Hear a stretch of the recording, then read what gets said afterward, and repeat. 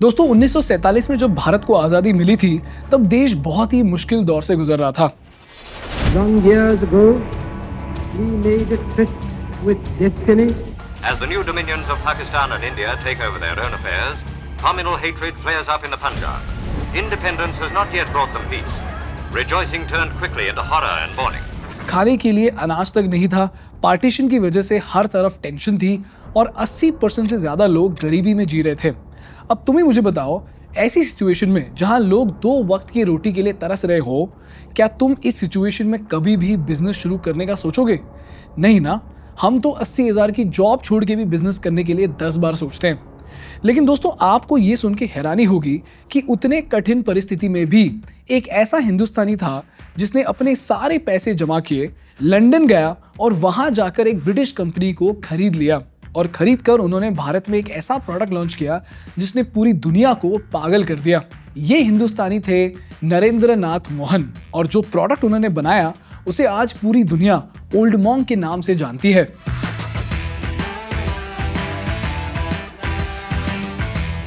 और old monk ने दोस्तों मार्केट में ऐसा तहलका मचाया कि जब उनके कॉम्पिटिटर्स 20 से 30 लाख केसेस बेच रहे थे, ओल्ड मंक अकेले ही 80 लाख केसेस बेच रहा था, और वो भी बिना किसी मार्केटिंग बजट के। और ओल्ड मंक का टेस्ट इतना जबरदस्त था कि उसे drink of gods and lords कहा जाता था। तो सर आप लोग मार्केटिंग तो ज़्यादा नहीं करते आप ओल्ड मॉन्क की? हम एडवर्टाइजिंग नहीं करते, हम वो काम करते हैं जिससे आपको याद रहे, इनको याद रहे। I think word of mouth 1 2 being present everywhere. Drink क्या करते हो? Ram and Coke, old monk सबसे अच्छी लगती है इसलिए क्योंकि सबसे इजीली अवेलेबल है, सबसे सस्ती है। Okay, so now I like that. तो सवाल ये है कि 1940s और 50s में जब भारत की हालत इतनी खराब थी, तब ओल्ड मंक को मोहन जी के फैमिली ने इतना बड़ा ब्रांड कैसे बनाया? ओल्ड मंक की टेस्ट में ऐसी क्या खास बात थी कि ओल्ड मंक को drink of gods and lords कहा जाता है? और ओल्ड मंक की इस कहानी से हम क्या सीख सकते हैं, जानेंगे इस एपिसोड में। बट दोस्तों, आगे बढ़ने से पहले हम आपको एक बहुत ही ज़रूरी बात बताना चाहते हैं। दोस्तों, आपने कई सारे कोर्सेज देखे होंगे जो कहते हैं कि हम आपको इन्वेस्टमेंट, मनी मैनेजमेंट और पैसा ग्रो करना सिखाएंगे, लेकिन इन कोर्सेज का प्राइस काफ़ी हाई होता है और इनमें कुछ नया सीखने को नहीं मिलता। इसीलिए ज़ेरोधा ने एक अमेजिंग इनिशिएटिव शुरू किया है जिससे वो हर किसी को इंडिया में फ्री फाइनेंशियल एजुकेशन देना चाहते हैं। वार्सिटी लाइफ इंडिया का पहला लर्न बाय डूइंग एक्सपीरियंस है जो आपको अपने वेल्थ को ग्रो करने में मदद करेगा।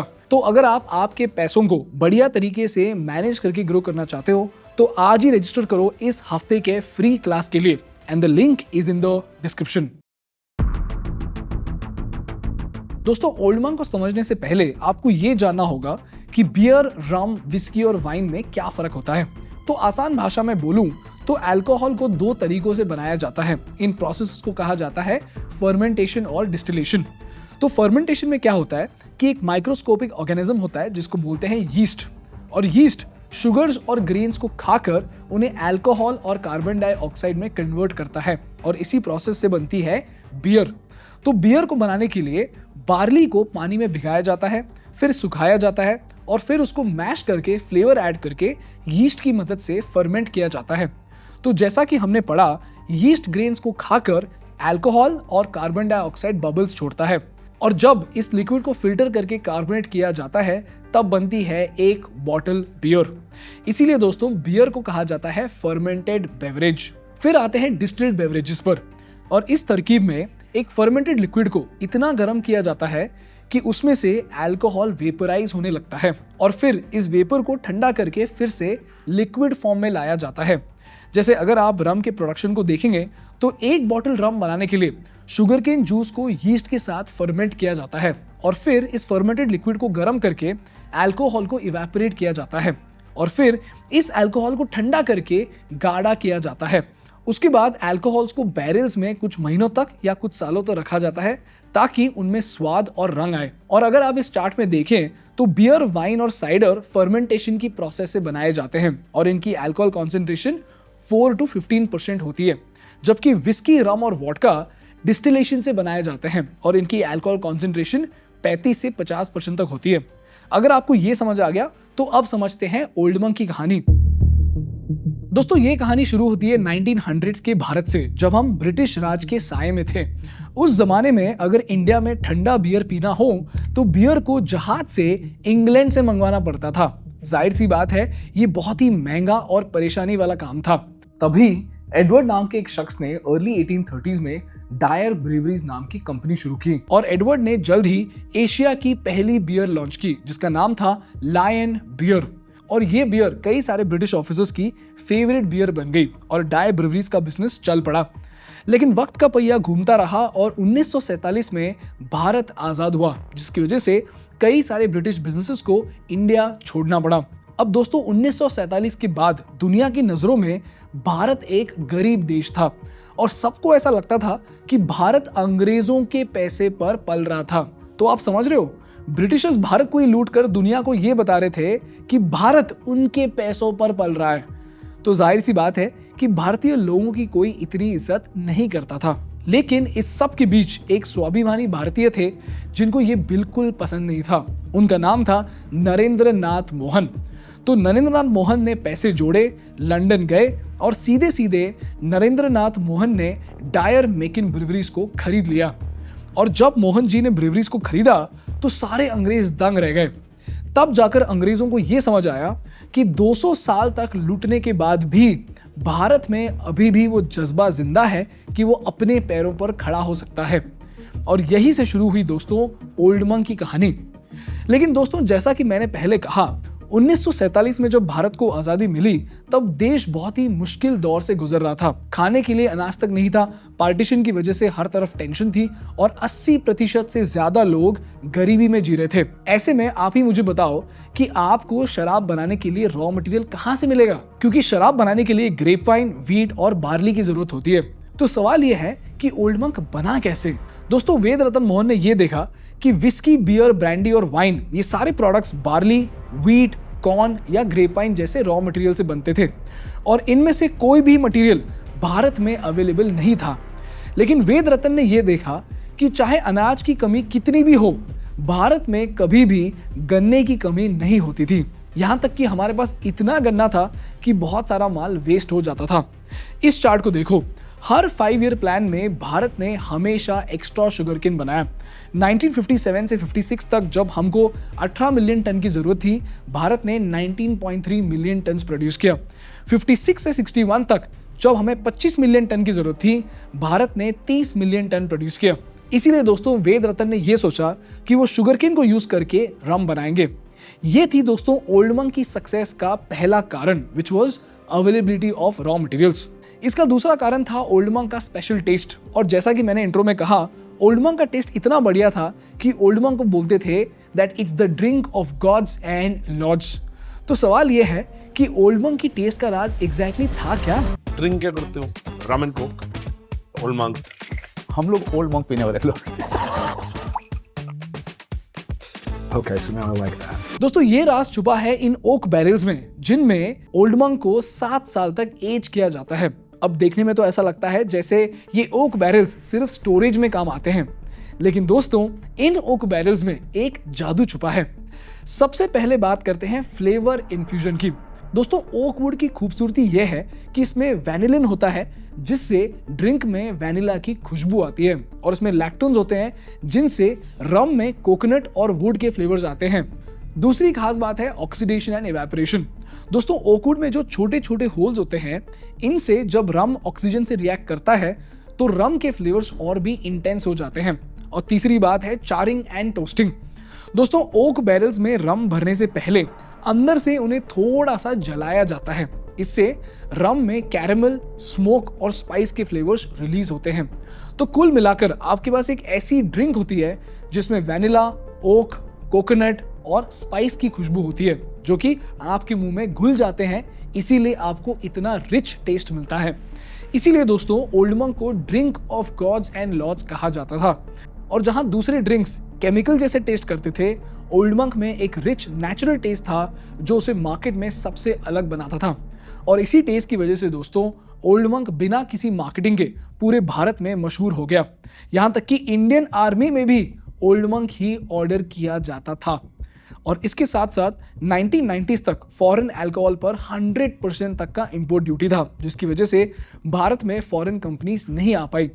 इसी वजह से दोस्तों 50 साल तक भारत में ओल्ड मंक का दबदबा बना रहा। लेकिन दोस्तों क्या आपने एक चीज नोटिस किया है, ओल्ड मंक आजकल दिखाई नहीं देता। इनफैक्ट अगर आप आपके पापा या दादा से पूछोगे तो वो आपसे ये कहेंगे कि ओल्ड मंक कश्मीर से लेकर कन्याकुमारी तक हर जगह पर मिलता था, और दुकान में नहीं तो ब्लैक में तो ओल्ड मंक हर जगह मिलता ही था। लेकिन हाल ही में ओल्ड मंक की अवेलेबिलिटी कम हो चुकी है, और जब मैं इस वीडियो की रिसर्च कर रहा था तब मुझे ये पता चला कि 2014 में ओल्ड मंक की कंपनी 20 करोड़ के घाटे में थी, और आज दूर दूर तक ओल्ड मंक दुनिया के टॉप ड्रिंक्स में शामिल नहीं होता। तो अब सवाल यह है कि जब सब कुछ इतना बढ़िया चल रहा था, ओल्ड मंक अचानक से इंडिया का टॉप ड्रिंक कैसे नहीं रहा?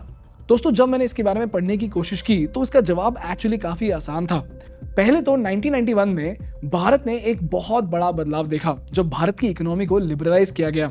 आसान भाषा में बोलूं तो फॉरेन कंपनीज पर टैक्स कम किया गया और उन्हें इंडियन मार्केट में अपने प्रोडक्ट्स को बेचने का मौका दिया गया, और इसकी वजह से भारत में विस्की, रम, वोडका और बियर बेचने के लिए कई सारे फॉरेन ब्रांड्स आ गए। इसके साथ साथ जैसे जैसे लोगों की इनकम बढ़ती गई तो लोग ओल्ड मंक से ज्यादा महंगी ड्रिंक्स पीना चाहते थे, तो भारतीय जनता स्कॉच और इंपोर्टेड ड्रिंक्स पीने लगी। ये था पहला कारण। The second reason was lack of marketing. आसान भाषा में बोलूं तो बड़े बड़े कंपनीज पार्टी से लेकर बड़े बड़े इवेंट्स तक हर जगह अपनी मार्केटिंग करने लगे, और जब ये बड़ी बड़ी कंपनीज करोड़ों रुपए मार्केटिंग में लगा रही थी, ओल्ड मंक ने कोई भी बड़ा कदम नहीं उठाया, और इसके बाद ओल्ड मंक को लगा सबसे बड़ा झटका। और यहीं पर दोस्तों आपको पॉलिटिक्स और बिजनेस के कनेक्शन को समझना होगा, और अगर आपके मार्केट में पॉलिटिक्स घुस गया ना तो चाहे आप कितने भी बड़े प्लेयर हो, पॉलिटिक्स आपकी हालत खराब कर देगा। तो सवाल यह है कि ओल्ड मंक के साथ हुआ क्या और उससे हम क्या सीख सकते हैं। दोस्तों भारत में 2 लेवल्स की सरकारें होती है, स्टेट गवर्नमेंट और सेंट्रल गवर्नमेंट, और दोनों ही देश के अलग अलग डिपार्टमेंट्स को संभालते हैं। अब अल्कोहल जो है वो आता है स्टेट के अंडर, मतलब अगर कोई स्टेट अल्कोहल बैन कर दे तो सेंटर उनको कुछ नहीं बोल सकता, और टैक्स से लेकर लाइसेंस तक हर चीज स्टेट के कंट्रोल में होती है। तो ओल्ड मंक को पहला प्रॉब्लम हुआ तमिलनाडु से। दोस्तों एक जमाने में ओल्ड मंक के पूरे सेल्स का 20% सिर्फ तमिलनाडु से आता था, लेकिन 2003 में तमिलनाडु की सरकार ने प्राइवेट कंपनीज को लिकर बिजनेस के होलसेल और रिटेल बिजनेस से पूरी तरह से हटा दिया, और पूरा control Tamil Nadu state marketing corporation यानी टैस्मैक को दे दिया, जो कि एक सरकारी कंपनी है। मतलब आज तमिलनाडु में खुद सरकार ही होलसेलर है और वो खुद ही शराब की रिटेलर है। और जैसे ही सरकार ने ये कंट्रोल अपने हाथ में लिया, उन्होंने तमिलनाडु में ऑपरेट करने वाली कंपनीज को फेवर करना शुरू कर दिया और बाहर से आने वाली ब्रांड्स को हटा दिया। और नतीजा क्या हुआ? ओल्ड मंक तमिलनाडु की दुकानों से गायब होने लगा और उनकी 20% सेल्स ठप हो गई। इसके बाद 2009 में मायावती की सरकार ने पॉन्टी चड्डा नाम के एक आदमी को उत्तर प्रदेश में लिकर डिस्ट्रीब्यूट करने का एक्सक्लूसिव होलसेल राइट दे दिया। इसका मतलब क्या है? पॉन्टी चड्डा के अलावा उत्तर प्रदेश में कोई भी शराब डिस्ट्रीब्यूट नहीं कर सकता था। तो हुआ क्या?